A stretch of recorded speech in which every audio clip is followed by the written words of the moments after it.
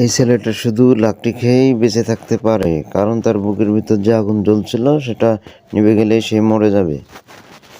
তার বাবা তার জন্য যদি কোনো খেলনা তৈরি করতো তাহলে সেই খেলনা সব সে খেয়ে ফেলতো।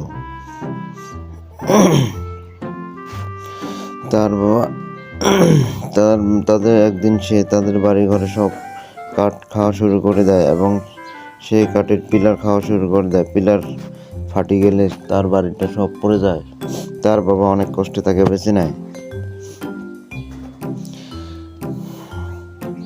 একদিন তার বাবা তাকে ঘুম থেকে উঠে না পেয়ে অনেক খুঁজতে থাকে এবং তার পায়ের ছাপ দেখে দেখে তার কাছে চলে যায় এবং দেখে সেখানে তার ছেলেটা মন খারাপ করে বসে আছে এবং তার ভিতরে যে আগুন জ্বলছিল সেটা নিভে গেছে। তার বাবা বুদ্ধি করে তাকে একটি ইলেকট্রিক যন্ত্র তৈরি করে দেয়, হাওয়ার মাধ্যমে যেন সে বাঁচে থাকতে পারে এবং সে পুনরায় জীবিত হয়ে যায়।